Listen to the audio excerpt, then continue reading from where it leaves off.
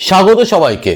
অমূলক সংখ্যার নির্ণয় এক বা একাধিক দুটো সংখ্যা দেওয়া থাকবে, তার মধ্যে একটাও বের করতে বলতে পারে অথবা একের বেশিও বের করতে বলতে পারে।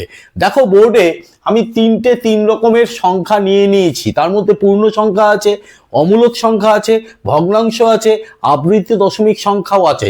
সবটাই আজকে ডিসকাস করা হবে এই একটা ভিডিওর মাধ্যমে। যদি শেষ পর্যন্ত দেখতে পারো, যদি বুঝে নিতে পারো, উপকার হবে এটুকু কথা দিতে পারি। চলো আগে বেসিক জায়গা থেকে একটু শুরু করে নিই। অমূলক সংখ্যা জানার আগে মূলক সংখ্যার ব্যাপারটা না জানলে আমরা কিন্তু অমূলক সংখ্যার বিষয়ে ঢুকতে পারবো না। মূলক সংখ্যা কি করে বের করতে হয় তার একটা ভিডিও এই চ্যানেল থেকে আপলোড হয়ে গেছে, আই কার্ডে দিয়ে দিচ্ছি, অবশ্যই দেখে নিও। তাও একবার আলোচনা করি। ধরে নাও পি বাই কিউ, যদি কোনো সংখ্যাকে পি বাই কিউ আকারে প্রকাশ করা যায়, যেখানে পি আর কিউ পূর্ণ সংখ্যা আর Q is not equal to 0, এটা পূর্ণ সংখ্যা, এই আকারে যদি প্রকাশ করা যায় তারা মূলক সংখ্যা। তার মানে এর উল্টোটা অমূলক সংখ্যা, পি বাই কিউ আকারে প্রকাশ করা যাবে না।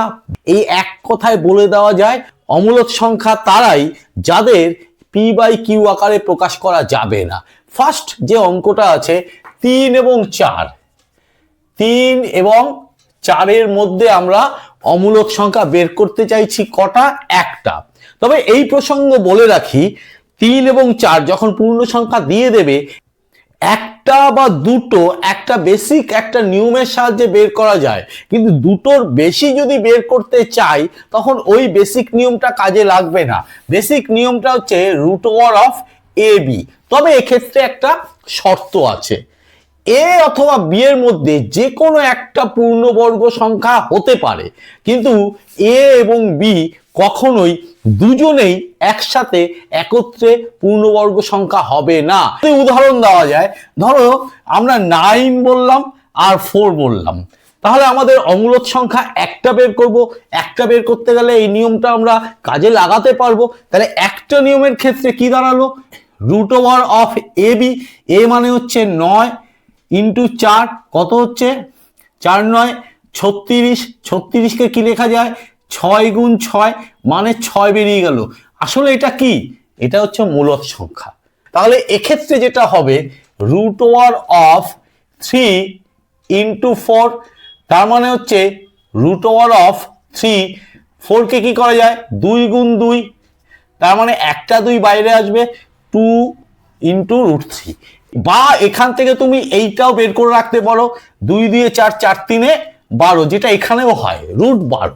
সাপোজ তাহলে এইখানটায় আমরা একটা অমূলক সংখ্যা পেলাম √12। একটু আগে বলছিলাম একটা বা দুটো যদি বের করতে বলে, তাহলে 3 এবং 4-এর মধ্যে একটা অমূলক পেলাম √12।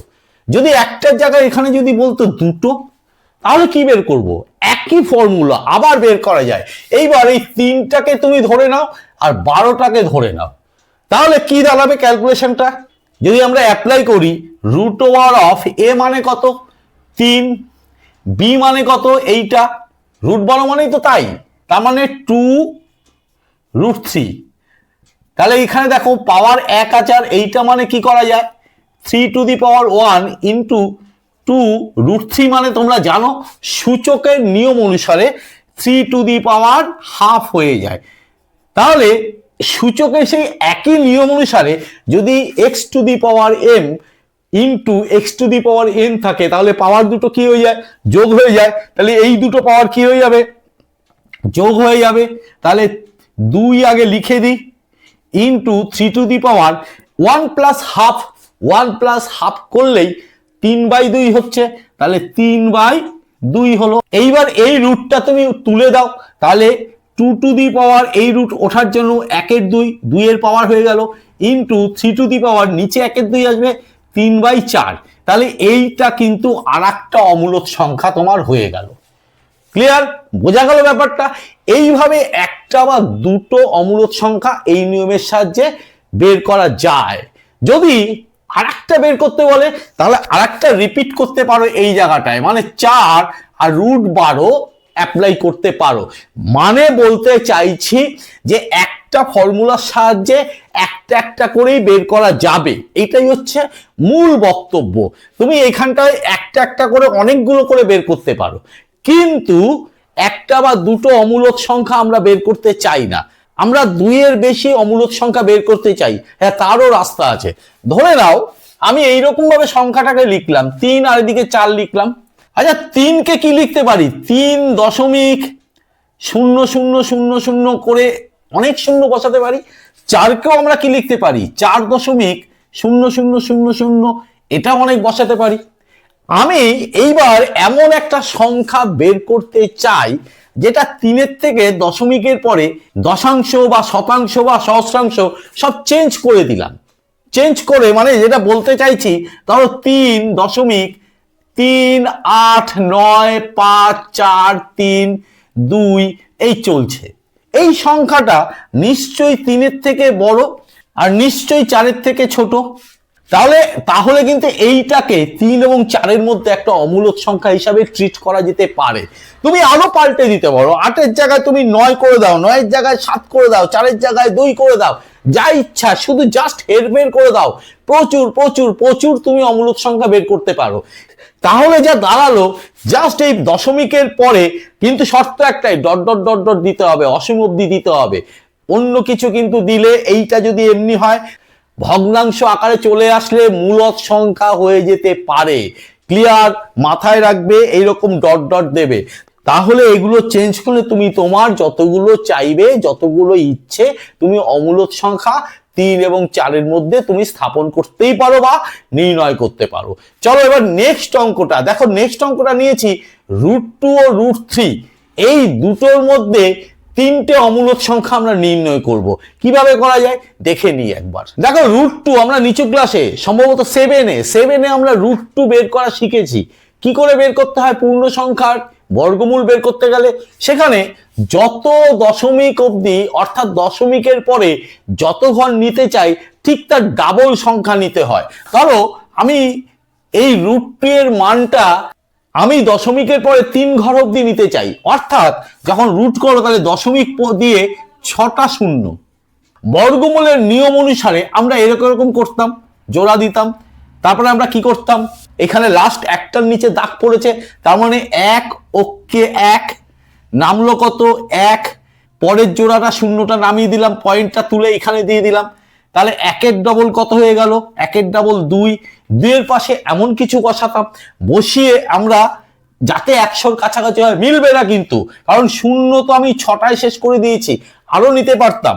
তার মানে ধরো 4 × 16, 4 × 16, 4 × 96, নামলো কত? 4। আবার পরের জোড়া নামবে, এখানটায় 4, 14 × 2 = 28, এটার পাশে বসাবো যাতে 400-র কাছাকাছি হয়। এইভাবে আমরা 2-এর কিন্তু √2 এর একটা ভ্যালু কিন্তু আমরা বের করতে পারি। সেই ভ্যালুটা কত? 1.41421356 ডট ডট ডট চলছে, তার মানে অসীম অবধি চলবে। একইভাবে তুমি এটার জায়গায় যদি 3 করে একই পদ্ধতি তুমি যদি করো, তাহলে √3 এর মানটা কিন্তু বেরিয়ে যাবে। তাহলে √3 এর মানটাও একইভাবে লিখে দেওয়া যায় 1.7320508075 ডট ডট অসীম অবধি। এবার মান দুটো খেয়াল করো, 1 1 মিলে যাচ্ছে, কিন্তু এখানে 4 আছে, এখানে 7 আছে। এইখানেই মজাটা আছে। তোমাকে √2 আর √3 এর মধ্যে আমাকে কটা বের করতে বলেছে? 3টে। আমি ইচ্ছা করলে 3-এর বেশিও বের করতে পারি। কি টেকনিকটা ভালো করে বুঝে নাও। এই যে 4 আছে আর এখানে কত আছে? 7 আছে। আমি কি করব? 4টাকে একটু বাড়িয়ে দাও, 5 করে দিতে পারো। 5-এর পরে 3 করতে পারো, 4 করতে পারো, ডট ডট ডট, একটা হয়ে গেল। আরো হতে পারে আমাকে 3টে, ধরো 1.4টাই রাখলাম, তুমি যা ইচ্ছা চেঞ্জ করতে পারো। 1.4, 1টাকে তুমি বাড়িয়ে দাও, 5 2 ডট ডট ডট। আর একটা হতে পারে, আবার ধরো 1.6 3 2 এই ডট ডট ডট চলছে। তাহলে এইভাবে কিন্তু আমাকে এখানে 3টে করতে বলেছে বলে আমি 3টে করে দিলাম। তোমাকে 3-এর বেশিও যদি করতে পারে, জাস্ট 1.7 টাচ করাবে না। আর একটা জিনিস ডট ডট ডট ডটটা রাখতে হবে, তবেই অমূলক সংখ্যা হবে। চলো তাহলে নেক্সট যে ভগ্নাংশের যে দুটো দিয়েছে, দুটো অমূলক সংখ্যা বের করতে বলেছে, সেইটা একটু শিখে নিই। ভগ্নাংশ দুটো কি? 1-এর 3 ও 2-এর 5। 2-এর 5টা বলছি, 1-এর 3 কিন্তু খুব মজার একটা ব্যাপার। 1-এর 3 একটু ভাগ করে দেখি তো কি হয়। দশমিকে আনার চেষ্টা করি। 1 দশমিক দিয়ে 0, 3 3-এ 9 থাকলো কত? 1 দশমিকের জন্য 0 আসলো, আবার 3 3-এ 9, আবার 1, আবার 0, আবার 3। তার মানে 3 3 3 রেকারিং হচ্ছে, আবৃত্তি হচ্ছে, অর্থাৎ ঘুরে ঘুরে চলে আসছে। তখন আমরা এটাকে কি লিখি? 0.3 আবৃত দশমিক উপরে একটা বসিয়ে দিই, পৌনমণিক বলি, তাই তো? তাহলে এই ক্ষেত্রে আমরা আসলে কি দেখব? এটা একটা রেকারিং সংখ্যা। ক্লিয়ার ব্যাপারটা? অর্থাৎ 1-এর 3-কে লেখা যায় এইভাবে, 0.3 পৌনমণিক দেব না, এইভাবে চলছে। ডট ডটটা দিতে হবে কিন্তু। ঠিক তেমনি 2/5-কে আমি ভাগ করি, তাতে কি আসছে? দশমিকের জন্য 0, 5 4-এ 20 হয়ে গেল। তাহলে 2/5 ইকুয়াল 0.4, 0 0 0 0 0 ডট ডট চলছে। ক্লিয়ার? করা যেতেই পারে। এইবার দেখো কিভাবে আমার দুটো মূলক সংখ্যা বের করতে বলেছে। এই যে 3 আছে আর এই যে 4 আছে, এইখানেই তো ম্যাজিকটা লুকিয়ে আছে। তুমি এই যে পরের 3টাকে তুমি জাস্ট একটু বাড়িয়ে দিতে পারো। তাহলে কি হতে পারে? 2-এর 5, তার থেকে একটা বাড়িয়ে দাও, 3 2 3 1 2 5 ডট ডট ডট একটা হতে পারে। আর একটা হতে পারে, আরেকটু পাল্টে দাও, 0.3 5 8 3 2 1 ডট ডট ডট করে আর একটা করে দিতে পারো। ব্যাপারটা সিম্পল, সেই আগের কথা, সেই একই কথা। তুমি জাস্ট দশমিকের পরে 3টাকে ঠিক রেখে, কারণ 4 করে দিলে তো 4-এর থেকে বেশি হয়ে যাবে, তো কাজে 0.3টাকে রেখে পরের ডিজিটগুলো মনের ইচ্ছা মতো শুধু পাল্টে পাল্টে দুটো কেন তার থেকে বেশিও তুমি অমূলক সংখ্যা বের করতে পারো। আশা করা যায় অমূলক সংখ্যা বের করার যে এই যে টেকনিক, এটা তোমাদের আজকে ভালো লাগলো। যদি ভালো লাগে অবশ্যই লাইক করবে, কমেন্ট করবে, শেয়ার করলে মজা পাবো। চ্যানেলটিকে সাবস্ক্রাইব করবে, সাবস্ক্রাইব করে বেল আইকন বাটনটি প্রেস করে দিয়ে অল নোটিফিকেশনটা চালু করে দেবে। আজকে এই পর্যন্ত, আজকে যেন টাটা বাই।